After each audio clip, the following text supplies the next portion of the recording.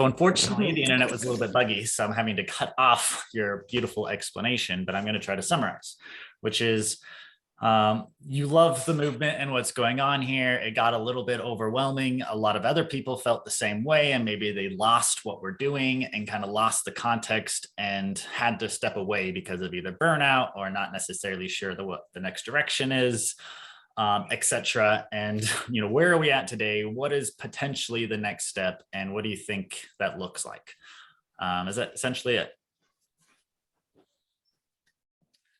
Yes, I would say that captures it pretty well, and in particular it was also around the co-op proposal process, or the campaigns and alliances, which are currently also halted.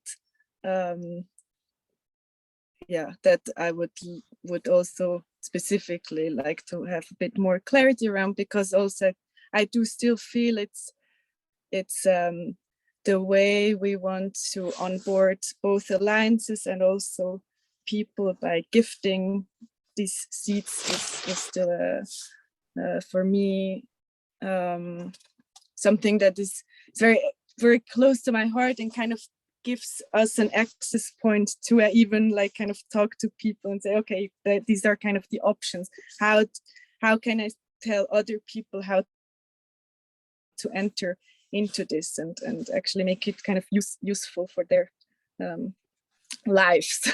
Yeah. Because there's even where I'm right now, there is there's very much openness to this kind of ideas, but it's like kind of lacks the entry point.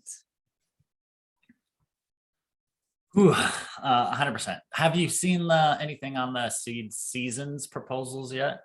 Yes, and I have voted for it, and I really love this idea a lot. Awesome. Well, then I think that's, in my opinion, what I feel like the solution is, if there's a solution to this. Okay, actually, a couple things to reflect. One, burnout is real. I've experienced it multiple times, and I've had to step away and kind of relax. A lot of that happened in the early days when no one noticed when I disappeared, So it wasn't a dramatic thing anyway. That's real, and I think we want to introduce that into our culture going forward, because we want to be able to have time to shift away. What I really want to get rid of is this idea that when we've come up, things got intense, we thought we couldn't handle it or whatever, and then we think we just have to leave for good. I think it's really healthy to have a pattern where people can come in, give their all for 3 months and then take 6 months off or 3 months off or whatever.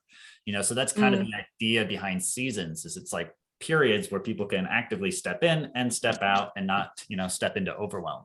Because a lot of people who are participating in Seeds have other things going on, different businesses they have to run or communities that they're a part of. So, it's not possible to be in Seeds full time around the clock anyway. So let's not even pretend like that's a reality for 99% of people, right?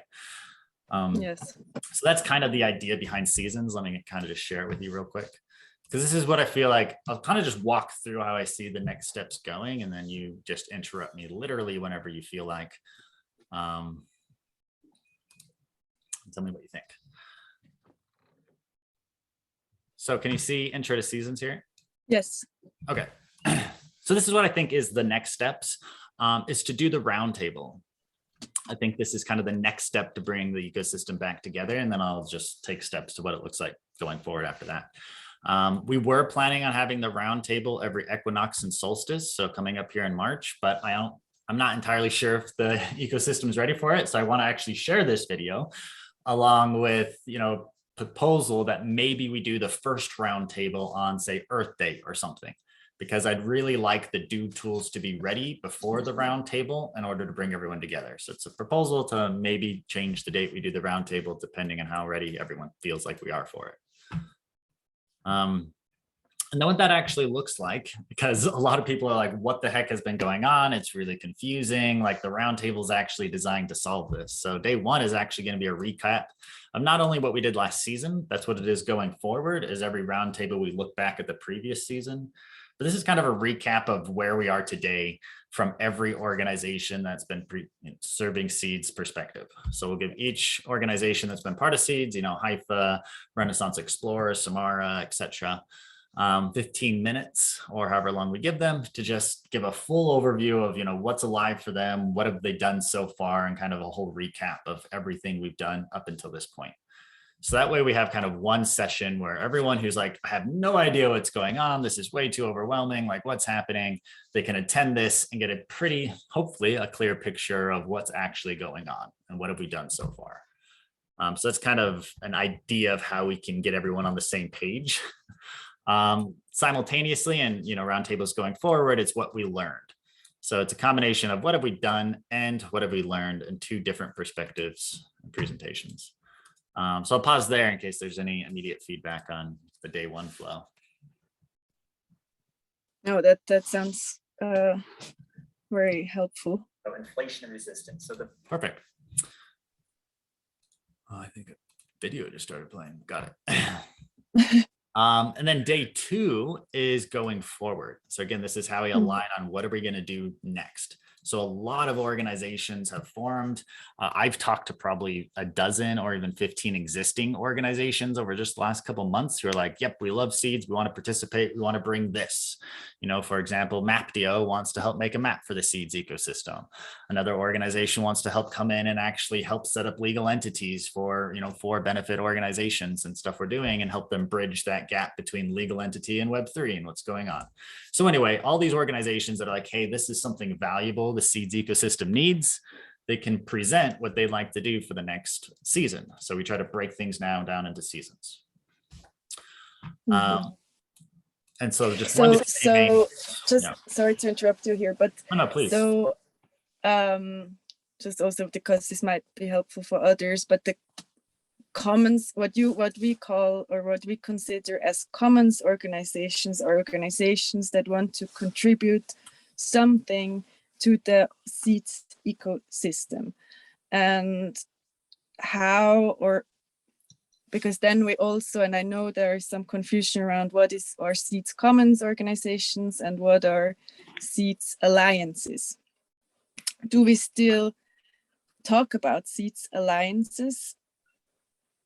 And if so, what would you say are is the differences? So far, I would say that seeds alliances are organizations that are generally aligned with seeds, but not necessarily contributing something directly to the seeds ecosystem. Or how do you see that? Or what? Ooh, that's a really good question. And now I'm seeing that the map I'm showing you right now is limited because it's not actually talking about alliances that aren't part of the commons. So that definitely needs to be part of the map of what's the seeds ecosystem. So alliances from the seeds financial system perspective was, hey, we have a currency, we want to distribute this currency out to all the change makers so all of our interests are aligned and we can create a new economic system and blah, blah, blah. All right, so before I do that, before we started this call, we talked about three perspectives needing to be, presented right now. One perspective helping people understand what's going on here and kind of going over the last 11 years of this process that we've been on. I think that's really important. So if you're one of those people and you're listening to this, go watch or wait for that video. Because what we're going to do is just dive right into the people who have been here. They kind of understand what's happening in seeds a little bit, but they're confused and they just need maybe more clarity or a perspective of what to do next. So with that being said, I'm just going to dive right into, details that you only understand if you've been here a while. Cool. So seeds alliances, I think we keep running them.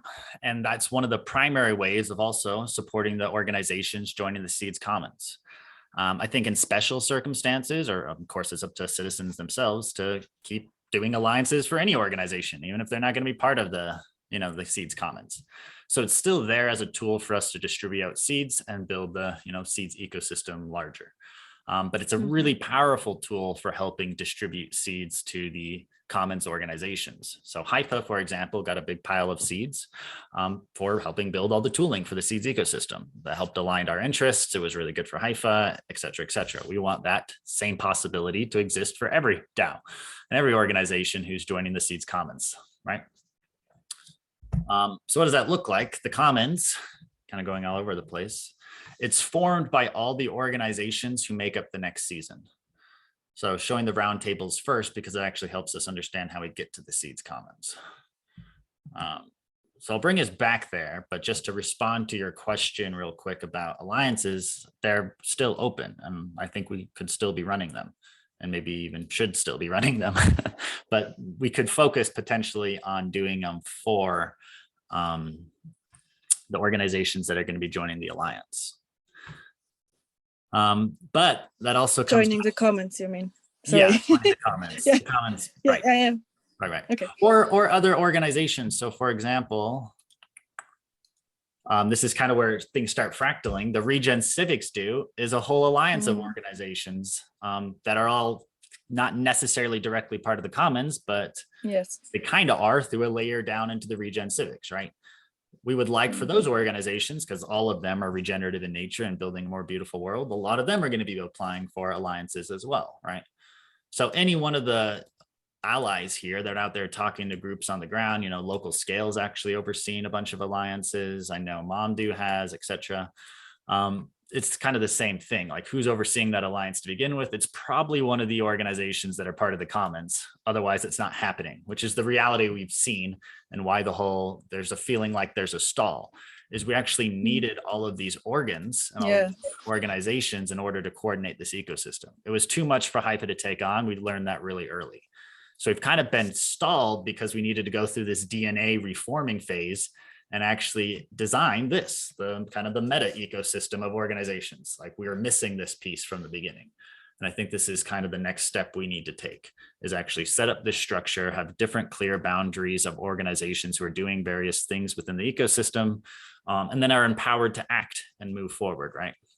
Because a lot of people think that maybe only HYPA has the authority to act, you know, and in order to make it explicit who has authority, we needed to set up an ecosystem like this. So I think this is what we're really focused on right now, is one, the DAO tools, which are super, you know, they're coming along, they're really beautiful. I think this is going to help us tremendously, because every organization then that's part of the Seeds Commons can have their own DAO like this. You know, HYPA has one, but everyone else can have them, and you can go to the different ones by clicking up here, right? So make it really easy then for the other organizations to get set up, show all the roles that they have, all the circles they have in their org, etc. So then people know how to join them. Because that was always the major question, you know, keep asking, is like, how do I join? How do I participate? I don't know. So I'm just going to keep dancing around everywhere. This is the kind of the process of the roundtable. Is day 2 is when all of the organizations, they talk about what they want to do next season. And part of this is them talking about what roles they want filled, you know, who they would like them to, who they need to join them in order to be able to do what they're doing next season, right? So, you know, permatours can come up and say, hey, I'm looking for literally anyone who wants to show up and volunteer at our permaculture days, you know, so that could apply to everyone. Or, you know, the storytelling DAOs come up and say, hey, we need more artists or documentarians or whatever, right? So then people who want to participate show up to day 2 and they listen to all the different organizations and see, hey, oh yeah, that organization is going to be good for me. I want to go and join that, right? Yeah, maybe you want to put that in explicitly also. Yeah, that probably is good to have in here. So not only what they would like to do, but also like who they would like to onboard or something, or like opportunities. Yeah. My typing all weird. Yeah. There you go. Who and what they need in order to make it happen. Perfect. Yeah. Yeah, I think that's the primary thing here, is who and what they need in order to make it happen. And then day 3 is everyone gets together and we talk. This is when we have citizen assemblies, a lot of breakout groups. We discuss the last 2 days, you know, because day 4 is when the citizens are going to come together and decide what organizations are going to be part of the commons. So let me take you back to here. That's this little slide right here. Pretty straightforward. Is the citizens can say, hey, these are the different orgs we would like to be part of the commons. And actually, I'm going to keep bouncing around because I want to show an app that's available for us to use right now on Telos that we can use to do this for the next roundtable. So we can actually come up here. Every org can create their own poll and blah, blah, blah, and put it up for a proposal. And then we can have one person, one vote, or whatever we would like for the citizenry to be able to choose what organizations are going to be part of the commons. Okay, so we go through and we decide what organizations are part of it. And it's only the top organizations. So it's just like in Telos how the top 21 are selected. This will be the same. It'll be like the top 14 or whatever are going to be selected. And then every member org sends 1 or 2 reps, depending on the size. I think it's going to be 2 to go be part of the Seeds Commons. So that's basically the common structure we've set up so far. And then within the commons, with the internal and external links. Yeah, exactly. Yeah. And then the Seeds Commons really has one primary role in my world. We can maybe extend this if we want. I recommend we don't, but it has basically one primary role, and that's the Seeds Commons. So this is them coming together, selecting 2. Then that forms the Commons Assembly. And then they have one goal, which is to establish a budget. So that's their main goal, is to then look at all the organizations that are part of the Commons. Let's take us back to here and say, where's funding going to go for the next season in order to make the next season happen? And since the Commons is made up of reps from every organization who's part of it, they all know, what resources we need, what's the best thing we could do with our money, etc. And then they could also come up with how much we need to raise. So let's say, the Commons has maybe $50,000 in its treasury, but all the organizations come together and they're, hey, we are only able to act this season out if we have $150,000. Worth of tokens, because this is how much money we need up front, which is, extending it out. This is the operating capital. So the budget that each one of the organizations will get. That's different from the tokens that each one of the organizations can give out for all the other contributions that they're capturing. So same thing with Haifa, like we've paid out a lot, but only maybe 10% of that was in tokens that people could trade for rent and food. The majority of the pay has been in Haifa tokens. So that's how we've been capturing it. So we would say that every organization out there has the capacity to do the same thing. And then the Seeds Alliance that they got is what's giving those tokens value, because now the organization token has a claim to the Seeds Alliance token, right? So that's kind of how we can connect and fractal this all down, is that each organization gets an alliance share, which is backing their own tokens that they're issuing out. But still, everyone needs operating capital. We need to eat and put a roof over our heads, etc. So this is where the Commons comes up with, hey, this is our minimum budget. So again, they have 50,000 in this scenario. We need 150. Then that gives us a target. We get to have in our storytelling, hey, in order for this season to be fully funded, we need to sell $100,000 worth of seeds. The Commons. Yes, and I guess, sorry to interrupt it there, but I guess that, just coming back to the previous question, but I guess that is also what I see is the main difference between, if we keep on having alliances, is they would not, if you're not part of the Commons, you're not eligible, so to say, for any kind of working capital, but you would be perhaps, it would be possible for an alliance, Seeds Alliance, to distribute tokens that are backed by their alliance share. Yeah, absolutely. I mean, the alliance is still powered by citizens. So the citizens collectively agree that we only want to do this for Commons organizations, then so be it. That's what's collectively decided. But if citizens collectively decide, it's up to citizens. So of course, but and that's not changing in this. And I would even recommend it, because then organizations who aren't part of the Commons, you could just do that. Go and get an alliance share and start sending out your own tokens backed by that alliance share. And it's fully decentralized that way, right? Yeah, I do see it. I mean, especially if we do want to pilot this kind of community seats, that would be the way, I guess, to pilot that. Yeah, and that's okay. I'll take you back to this beautiful graphic. But sir, actually, sidetrack for a little bit. Come to here. Sorry. In the official Seeds currencies part, we have the Seeds family currency, and this is all the latest on that new currency model. This was literally updated as of today. So this is brand new, just put up here, and it's a pretty good summary about what's been designed. And I've just in love with the new 3 currency model. But yeah, so you're talking about the third currency over here, the community currencies, which we're working on. Yeah, which is the last priority in that sense, but we do need to have kind of exactly. So if there is, for example, this World Cup Bamba credits, which of course could be powered by an alliance from Vilcabamba, which they have several, I think of. Yeah. Exactly. And that's what I mean, I put this term up there. This isn't official, but I called it the difference between community seeds and community currencies. Our seeds are backed by the alliance share. So they always represent also the seeds value. They can have their own. So it could be, it's a community seed. Seeds are worth 30 cents, but they want theirs to be worth $1. So they're also backing them by agreement or trust or land or some other asset, whatever, whatever way they're backing the other value to get that other, 70 cents of value. But that's what's really cool about the community seed concept is they could be partially backed or fully backed by that alliance as well.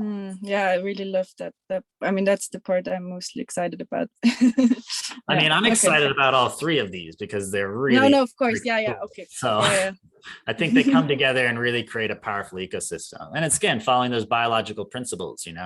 We need to bake birth and death into our cycles. Like seeds, its life kind of lived itself out and it gave birth to 3 new things, and now it's going to kind of die. So once all the Genesis seeds are converted over to these ones, then this one, it died and it gave birth to 3 new ones, which are going to give birth to more. So it's kind of the process of evolution that we're going through here. Which is cool to see this happen in real time. But anyway, right. So that's the main role of the commons, is to then use that working capital. Actually, and let's talk about where the commons might get more working capital, because this is really powerful. So the commons can sell global seeds. So they're taking over the milestone seeds. I think it's like 80 million or 78 million, something like that, to be able to sell. And then after that point, we're hoping that we've launched the harvest, and then the harvest is continuing to give more seeds to the commons if we're doing well and we're growing, etc. So it can keep selling these seeds to fund each season. So that's kind of the most direct way to get exposure to seeds and to support the seeds ecosystem, is just buy seeds from the commons. That's helping fund the next season. And now you have some seeds, and if we're doing well, they might go up in price, etc. The other way that we're now created is that we have this constant seeds, which is then you give $1 or €1 worth of tokens to the commons. They take those tokens, and then they invest them. So they don't spend them. So they're spending the money that are buying seeds directly from them, but they're not spending the money that's coming in to have these constant seeds, because that's providing a treasury, which means that you can always kind of sell your dollar tokens back to the commons and be able to cash out. So we want everyone to be basically able to like what the bank is. Yeah, exactly. It's not what the banks are doing, because the banks are, partial reserve. They only are. Yeah, exactly. But what we're doing is a full reserve backing. But then the commons can put that. So what we're doing is we're having anti-inflation token. So you give your dollar to the commons, then the commons invest that. And there's a really stable way we can make 20% interest right now and higher. We could put it in pools and make trading fees and all sorts of things that the commons can do to earn revenue off of that money. But we're going to earn, at least we plan to, otherwise we'll shut the whole thing down, enough interest beyond inflation right now, official inflation rates. So we'll look at the dollar and say $1 official inflation is 7%. So we're going to appreciate that token that you bought by 7% every year. So if you paid us $1 into the commons, 1 year later, you can come and cash out for $1.07. Right. So we're basically saying, park your money here. It's going to be inflation resistant. But the commons can make more money beyond. I can actually show you the pictures here. So we explain it here. The commons can make more money beyond that 7%. And then that 13% extra that the commons can make goes to working capital to then support the seeds commons organizations. So if this grows large enough to fund us every season going forward, right? And you as an as a person, of course, you could also directly make this kind of API, but you are giving it instead to the seeds commons, because you want to both have at least have it stable, like have a stable, but you at the same time you support the seeds ecosystem also. Yeah, absolutely. And the seeds commons is keeping up to date with these tools. So not everyone wants to be able to continue to understand the risk tolerance of their 20% investment, because this can and will fluctuate. and we need to stay. Yeah, exactly. We will routinely check this. So it is a service where you can park your money here and you know it's going to be taken care of well, or at least you can assume that, right? Well, if you're doing it yourself, then of course you have to take all that on yourself. Yeah, or you could also give it to some blockchain fund or whatever, Totally. but then Yes, you're not there's supporting. way more Yeah, ways but then to you're make not. more money, I'm for just sure. trying to. I know this is a very different kind of way to look, but we will in the end. We also want to have this kind of narrative. I mean, or let's say people will ask this question because, or am I actually by this? I'm actually supporting something good, and I don't lose money. Absolutely. Well, I think that's really the most powerful narrative we can start telling in a broader story is charities are broken.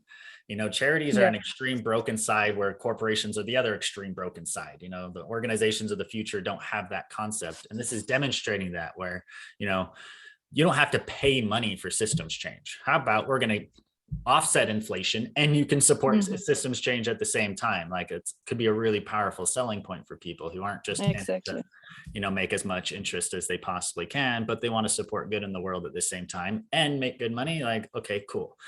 So that's where, you know, the commons or the constant currency comes in. And then that gives us a currency immediately to start pricing things in. So instead of the future seeds eventually being stable, we're saying, nope, we're going to have stability right now. And we can start pricing things and start having, you know, circular economies get set up because there's a lot of people waiting on that stability in order to start trading. Which talks about my next point I wanted to share with you is local scale is up and ready to go. So please come and play with this. You can do your market, set up a marketplace, set up a farmer's market. So you can rent out your properties, EcoStay, and like add listings and stuff and pay in seeds or pay in Stripe. So when people set up their marketplace here, let me log back in. You have the Stripe integration. So you can accept, you know, traditional central bank money as well, and start accepting seeds as that currency. So anyway, this is here also for us to start transitioning into, in case you're. I have to go back to this. It's been a while since I looked at local scale. It's been, it hasn't done the things that we wanted, so I didn't share it further. But now I'm curious how it's been developing. Oh, I know. We have meanwhile been developing our own marketplace. You know that, but yeah. Well, then share that stuff with me because in the next video, I'm going to talk about all the different marketplaces. Because if they're going to integrate seeds too, then I would love to share them and showcase them. Because we have local scale who's doing it, share it. Well, they're actually doing a seeds branded one called Seed It. But they're a really beautiful marketplace as well. That's really well designed. They've been running for many years. I've been speaking to Ari in the very before he's joining to Seeds. Was Oh, I mean, of course you are. Perfect. It's amazing how everything is coming together. And another question on this, yes, exactly on this, because it's always talks about citizens assembly. Is this? But I'm assuming this is also open to non-seed citizens, or who is kind of the target audience of the Seeds Roundtable? Yeah, a citizens assembly. It's just it's a phrase, so maybe we don't need to. Maybe we need to have a different phrase. You know, a citizen assembly is, you know, something that was going on for millennia. So it's not only citizens can attend, but only citizens can vote. So we prefer that you become a citizen so that you can, you know, get yourself represented. But yeah, of course, anyone can attend. These are open and recorded and etc. Okay, so then we go to the seasons because that's your other question about burnout. I think burnout comes because we're building complex ecosystems. There's a whole lot going on and we were trying to do everything all the time and we were breaking. So that's the other idea of seasons, is to try to really consciously separate out into chunks each season what we're trying to accomplish. Now, a spring season doesn't have to be spring in the earth on northern or southern hemisphere. These are concepts, right? So every time we come together for a roundtable, we get to sit down and say, you know, what season are we needing right now? Are we a spring season or do we need another spring season? You know, maybe we need to shift right to winter because there's something, whatever. But I think once we get going, it will actually start following a pattern where one follows the next, but we don't have to do that as we're experimenting. But anyway, a spring season is when we are running invite campaigns. We're inviting a lot of people, new energy showing up. We're doing the Ambassador Academy, like we're putting energy towards welcoming new people into Discord and et cetera, et cetera. So this is kind of when we're growing. But I highly caution us to not try to do this all the time because it burns people out, which is what's happened. So we say, okay, we need to grow. Let's do a spring season. Great. A summer speed season is more about on the ground, using our tools and doing regeneration. So what you talked about, what about those bioregional pilots? This is when we focus our energy on some pilots and we go and set things up. Ideally, the people in the seeds community could be out there in the sunshine, planting gardens, building villages, doing the regeneration and the real work that needs to happen. Get off the computers. So we actually put it here, the shift is, moderate to low internet use, why a spring season is probably really high internet use because we're doing a lot of calls online and assemblies and onboarding sessions and all that stuff. And then fall and winter, you've already watched this, you got it. But this is what I'm actually suggesting as the solution for that burnout and that idea of, well, okay, I went in, but it's overwhelming, I'm stepping out, is we can start stepping into seasonal patterns. And then when you talked about, what are we going to do about the governance, is let's wait until we have a winter season. And then actually consciously go into that season and say, okay, these are our governance concerns we want to solve. Let's go about solving them within this 3-month period. Let's set up the groups that are actually going to build the code and make it happen, etc. Because right now, even the developers, they're kind of split all over the place across all the seasons trying to build tools for everything. So when we came in and we made a governance decision, we're like, hey, we want to change your protocols to this and build a new protocol. They're like, well, we can't. We were backlogged with, a whole bunch of other stuff. So we'll get to it when we get to it. But then that confuses everyone else in the ecosystem because they're like, hey, we made a decision. Why isn't it happening? It's because we weren't all on that same rhythm. So this is where I feel like our biggest help is to start stepping into an organization rhythm. Of course, every winter and governance is about, does this rhythm work? So we can take time to say, hey, is the seasons model working? How can we improve it? But anyway, I think this is kind of the next step we need to take, is find out the time where we come together as an organized whole ecosystem and then go through this process and actually test it out.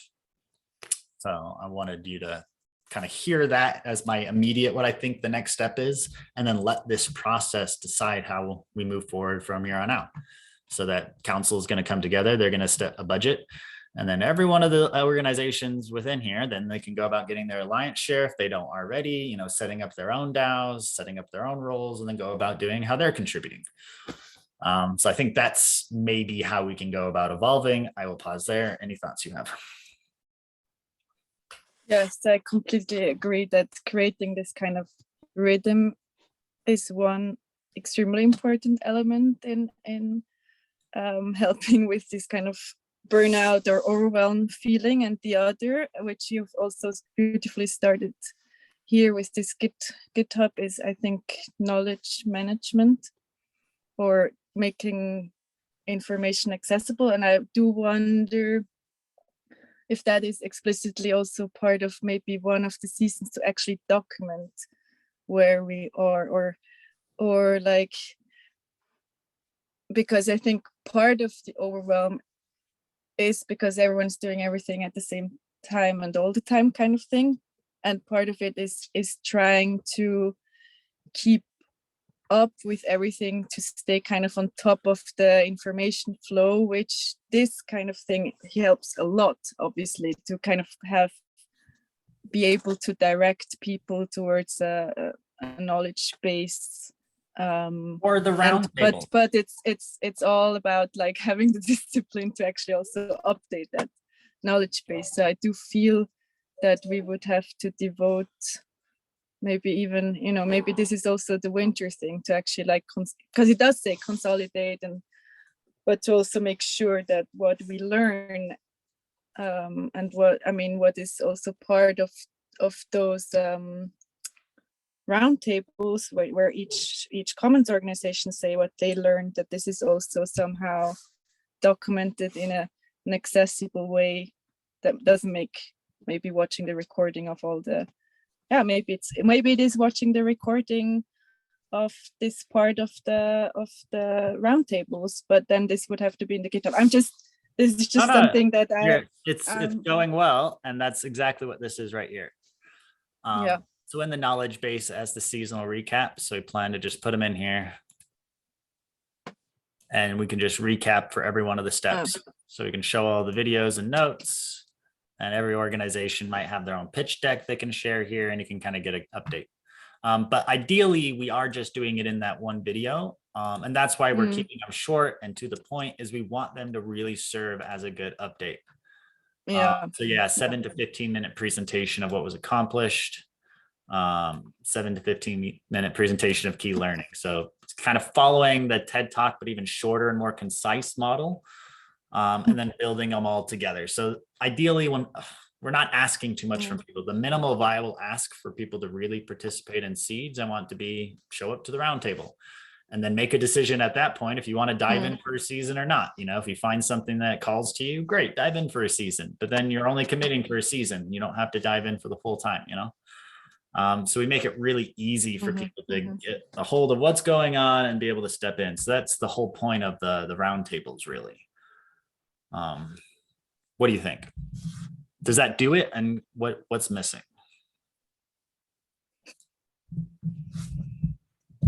Yeah, I mean, in an ideal world, that does do it.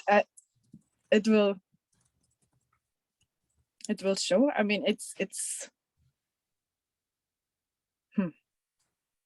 also ambitious. I mean, it is ambitious to have organizations do that in the 50-minute presentations, but they have to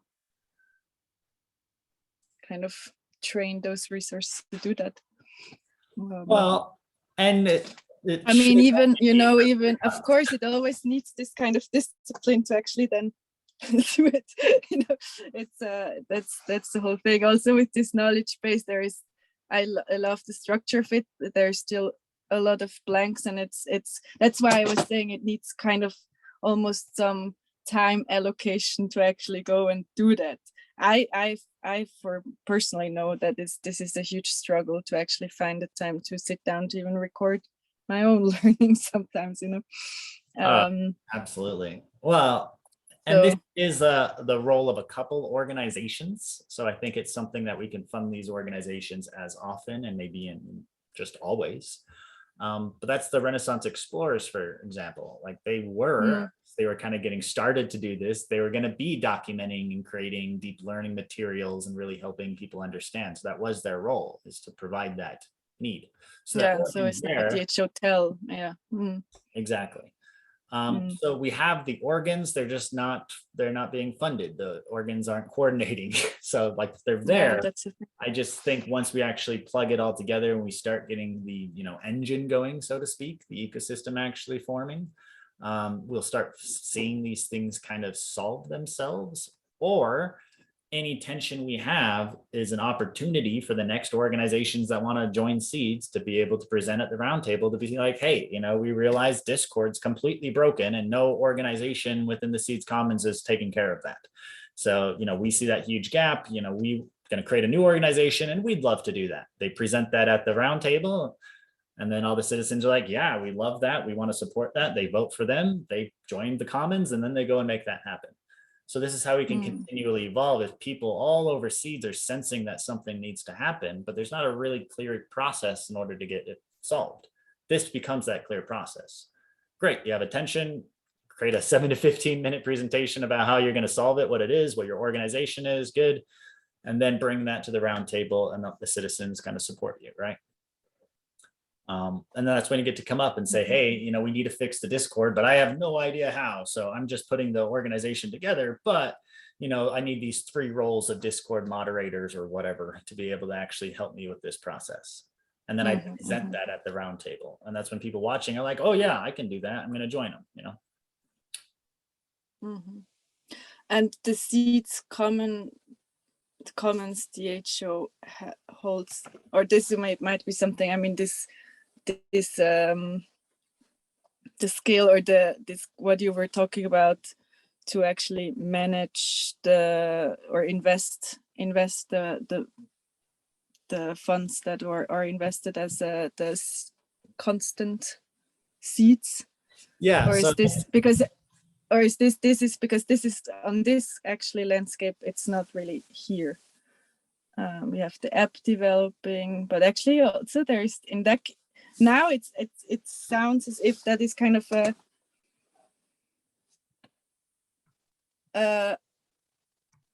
an area that has never been really explicitly been speaking about, of actually making return on investment in that sense, right? Yeah, so that's which is needing a specific skill set, but that's under the, that is in the responsibility of the Seeds Commons DHO, because so far I was under the impression that the Seeds Commons is mainly consisting of representatives of the Seeds Commons organizations, but none of the Seeds Commons organizations right now have a focus in crypto investment, if you want to say that, right? Yeah. So Haifa is okay. So two things. One, an organization that wants to join the Commons is talking about doing that. So Will and a few other incredible humans have all been part of the Seeds thing since the beginning, really. And they've been working on crypto investing, DeFi, how to leverage yield, and doing all of that stuff for the last many years. They've proposed a couple times now, and I'm hoping that they'll come to this next roundtable, and they want to join the Commons to do that.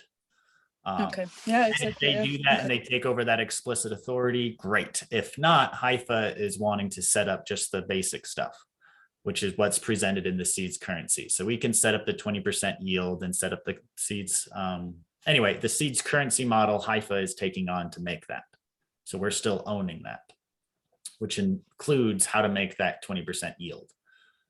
But we're not going to go above and beyond that. We're going to say 20% yield's happy. They're talking about, hey, there's way more stable and conservative ways to make more, fine. And we'll let the citizens, of course, decide if they want to vote them in to fill that role or not. Yeah, so, yeah, because I mean, exactly in the end, we do need that work. I mean, I kind of hate to talk about that part or focus so much on this part, but it's been the kind of the reality after a while of thinking, oh, we want to create our own money, we don't need money, but in the end, you also need this working capital, and we do have to find ways to also attract those kind of funds from really aligned people that want to also fund this regenerative renaissance in a way. Yeah, and I think it's twofold too. Like, we needed working capital, and we also needed the tools Haifa had, which was the ability to acknowledge contributions. Like, maybe people didn't need to get paid in dollars, but they wanted to be acknowledged, which is totally reasonable, fair, and we get it. And Haifa was supposed to serve that role, but we learned early on that was an inefficient model. So that's also why I feel like we've kind of stalled, is all the other organizations, like, they got set up, people were doing a lot of stuff, but they were like, I've been doing stuff for a year and I'm not building anything. Like, I'm not earning more tokens representing my work. Like, it seems like this is unequitable, because Haifa is earning those tokens, and that's a totally fair assessment.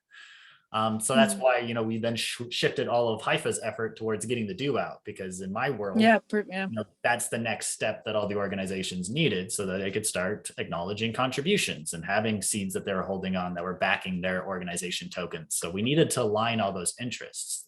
They weren't aligned yet. And then the second piece that I really love about this new model, let me just keep bringing it back because it's just so beautiful to look at this.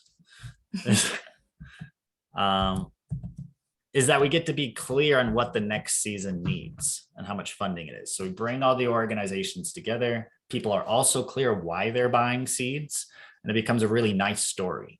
It's, hey, all of you just voted to do all these beautiful things next season. Like, all these different organizations, they said they're going to add all this value to the movement. You all voted that that's what you wanted, fantastic. Now, in order to make it work, we need to have this much, seeds sold. So instead of it being like, again, a charity that's saying, hey, in order to do this good in the world, come donate us money, we're saying, hey, in order to do this good in the world, come get invested in System Exchange, So I think that story will be a lot easier to sell seeds regularly anyway, and probably also was needed. Because again, Haifa thought we were going to serve this role, but once we didn't, that's when the whole model failed. And it needed to fail until we could fix it. meaning it wasn't fair that Haifa was contributing members, but no one else had the ability to do that. So that's where the model broke down, and why we've kind of been in limbo is I think we've been waiting until everyone else had the same abilities that Haifa had in order to coordinate and compensate. Yeah, of course. I mean, I was in that, I was part of that, saying that it's kind of not working like that. And this is beautiful how it kind of is coming together. It naturally takes time, but it looks like it's coming together. Yeah, I mean, it feels that way. And yeah, I think you appreciate this anyhow, is, it's a learning journey. There's no way that we got the model right the first time. And that's the only way that we could have maintained, the traction we were having and kept building, is you can only keep growing if the DNA is right, But what we saw is we put this new DNA together, we planted the seed, it sprouted, then it died. And we're like, oh, okay, the DNA was off. So we actually had to go back to the drawing board and redesign the system, which is what I think we presented here with the seasons, the multiple dues, the seeds commons, the multiple currencies. All of this is we really went back to the organism design board and designed entirely different DNA for round 2. So that's like, it's super. Yeah, I think you can see this as a really big strength of the ecosystem to also see that, or from Haifa, I see that really is a remarkable in today's society, that people are able to admit, okay, this is not working, let's do it differently, because mostly that's where a lot of ill is going, is where you just keep on holding on to a model that is not working. Well, and capitalism, not being able to admit, hey, we did this decision, we did it maybe to the best of our knowledge and ability at the time, but it was wrong, and we have to change something. And it sounds really easy, but apparently it's really hard for many people. So can we turn your video on for the last little bit so I can see you? Yes, I think it was like, actually I cannot start it because you have disabled it. Oh, weird. Okay. Yes. He keeps adding new permissions. Anyway, it doesn't matter.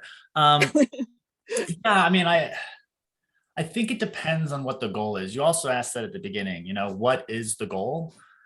Was it to distribute tokens out there? Is it to make token price go up? Is it to make money so we can, pay for our families? Like, I think that's a really important question to keep coming back to. What is the goal? And at least for me, and I'm maybe reflecting other people's perspectives, the goal is to create a regenerative economic system. So the goal is learning, which we don't know how to do that yet. So we might have to have a couple restarts, but the entire thing has been this incredible journey of constant progress, because we've been learning and relearning and designing new protocols and testing them out and, reiterating on it. So it's like the progress has been continual if you look at it from a learning perspective.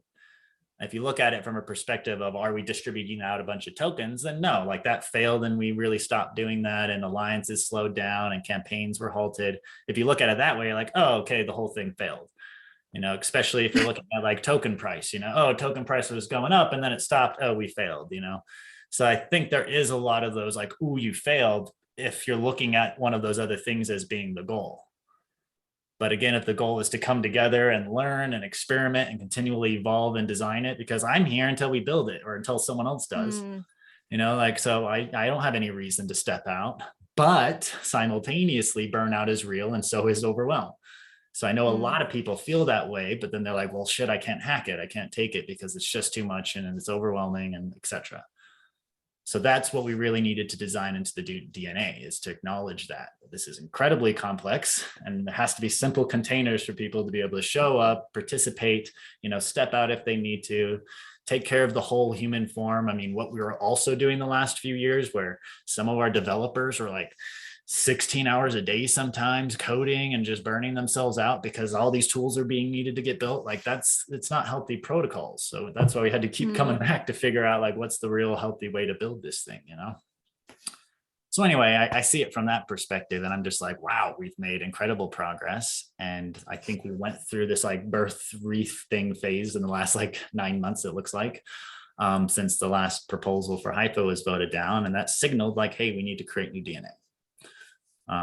And I think we've now designed at least a new organism, a new set of DNA that I think the next step is to step into that and launch it. And that consists of the roundtable, the seasons, the seeds commons, and the new currencies. And with the do capability. So that's why I think the new season can't start until all 5 of those things are there, meaning organizations can set up their own DAOs, get an alliance share, and then start contributing or compensating members for contributing. That there's a seeds commons, that it's getting working capital to then pay these organizations and capital they can use to pay for rent and buy food and things we need to survive. You know, so that structure needed to be there in order for us to even have people step in and start growing. So like we couldn't grow until that was there, because where are people going to find themselves, you know, which is then part of the problem, because people come in giving tons of value, yourself included. I've always felt so bad about that, because there's so many people like just giving their heart and soul to this thing, and then they don't even have any seeds themselves. And it's just like the model is broken. Like they didn't get transferred any seeds, but they got so much value. Like we didn't capture that. We didn't acknowledge that contribution because they weren't in a DAO, because they couldn't contribute to HIFA because they weren't technical, or whatever the reason was, or they didn't like the culture, or just HIFA could not capture everyone. Like we just learned that, you know, an organism has multiple organs. Like we don't have one big liver and that's it. You know, a liver and a heart and lungs when we need them all, right? So anyway, that's kind of like my end rant, that I think that's why we stalled, and we needed to, because I appreciate that the people who are contributing their lives but not being acknowledged yet took a break, slowed down, so that we can invite them back in when we can do it, you know, equitably and fairly, and you know. Yeah, beautiful. So that just as a but how or when actually is that? Are you planning to invite people back in? Because that's what I want to do with the roundtable, and that's what I started. Yes, I know, but I don't know. But we don't. That, yeah, we don't know when that is, right? We were hoping that would be at the Equinox. Are you still here? But that's really soon. Yes, that is really soon, and I don't think we're ready for that, especially if we're going to have every organization wanting to set up a do. Yeah. So what I think instead, that's a bit like, how do you set that date, and how do you communicate that to all the organizations, and how do you communicate that to all the people that, or let's say the citizens at least. But yeah, that's always seems always quite a big challenge to do that. And well, here's my current process. We can share this video to all relevant parties representing all the different seeds orgs. And then I'd ask you your opinion. You know, when do you think, based on the model we just talked about over the last 40 minutes or whatever, when would we be ready for this? So then I think we can aggregate that feedback. Yes. And then set a meaningful date that we love and want to be around, and then communicate that out and say, okay, this is the new model. We agree to this, because right now, this is, again, my point of view. This is what I'm seeing. So the second function of sharing this video out is to say, are we on the same page? What are we changing here? So that when we communicate this out, we say, all right, it is maybe we do Earth Day and, you know, April 21st or 2nd. You know, maybe we do it the summer equinox. Like whatever we do, we set a date and we say, this is the new, you know, Seeds 2.0 that we've agreed to. And these are the new elements it consists of. This is the new structure. If we put it out at 3 months, then we'll be able to launch the DAO tools and test them and onboard all the organizations within that time. I hope, at least that's our current roadmap. And I think that would be really beautiful, is that the whole ecosystem is actually structured when we do the roundtable, so that when we invite we have like 15,000 probably more that have signed up to mailing lists and stuff, but they have no idea how to participate. It's way beyond them. So that would be the function then of the roundtable, is for us to come together and have this 1 week process for like, hey, this is everything we've done. I don't think we're fully ready for that because we couldn't coordinate around it. So I would love, again, to share this out, everyone to get on the same page, be like, yep, we'll have one big week-long event where we kickstart new Seeds 2.0 by going through the roundtable process. So again, okay, beautiful. No, I just wanted to make sure that this is not this March equinox, because I agree. I agree. Yeah, it would be. We're just preparing an equinox ceremony here ourselves, but I was like, oh, that's really soon. Yeah. All right. What do you think? Well, when we will be ready. Or just to anything, do that. feedback on anything we covered or anything else you want to share before we close this out? No, I gave, yeah, thank you for your time, for again having this kind of very structured, in a way pragmatic but visionary model. I always see challenges in actually executing it, having the discipline to do that, but I do feel it gives both people that want to join new, but a thing to hold on to, but also existing organizations kind of, also focus their efforts towards. I think it's also always good to have a kind of a date to also focus your efforts towards and get alignment with the other contributing organizations.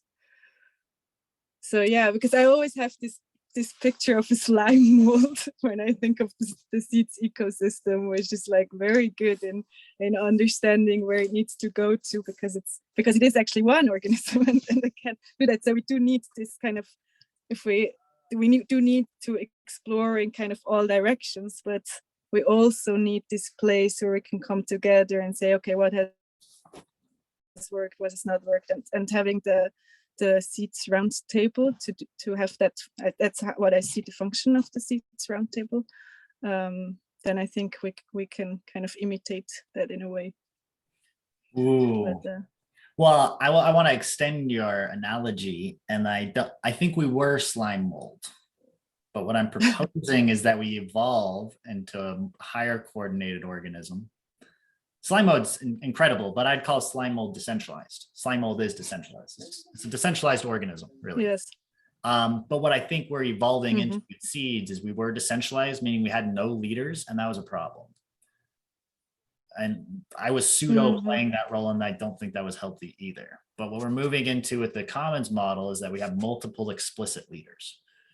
We have organizations who are explicitly leading in a particular area, and it's fully democratic on who is leading it, but that we have those leaders, because that's what we were missing before being fully decentralized, is no one knew, no one had the authority to act, and they didn't feel like they could, and no one knew who to go to for particular things. It was kind of chaotic that way.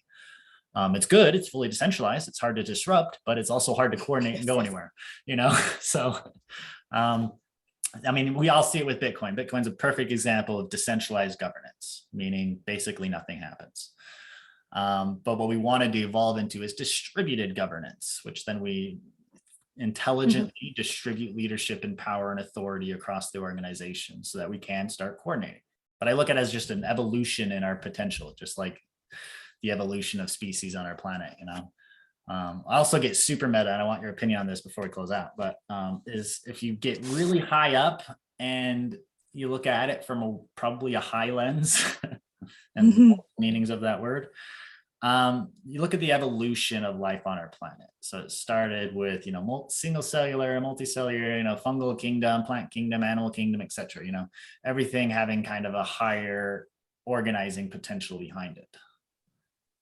And I think that's kind of what's happening right now with the whole Web3 birthing a new organism thing, is we're kind of birthing a new kingdom of life. Why did evolution stop? Did we just stop and we have all the kingdoms down, we're done? Like, I don't think so. I think we're birthing a new kingdom, which just like, humans or cells in our body make up the individual packets that make our bodies, our human cells. We have way more organizing potential than a single cell in our body does. But I think these new tools we're creating is bringing humans together in a similar kind of meta-human way.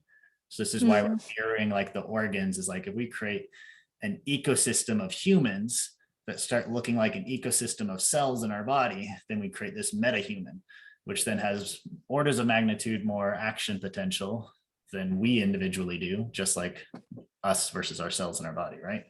And I think of this as creating like a new kingdom of life, which is like meta-humans coming together with our ecosystems, creating a new form of organism.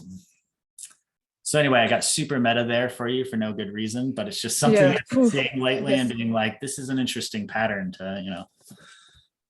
Yeah, except that we don't have to necessarily see this as so hierarchical, or one is more Oh, please don't, because evolved than other. Fungi is probably at the highest if we are being hierarchical, you know. Yeah, no, exactly. Been here the longest, you know. So no hierarchy there. It's differential. Just because you made like but yeah, I know, but yeah, okay.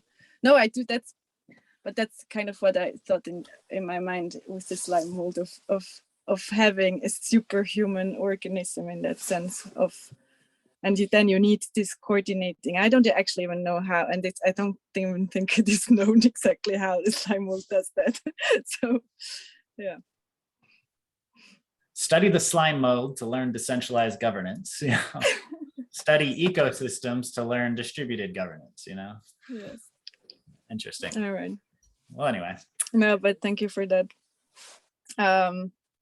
Yeah, I'm still, so one part of me is like, okay, I'm gonna wait for the roundtable and participate in that. I do see to re-enter, and yeah, I will still have other questions that are beyond this today's video.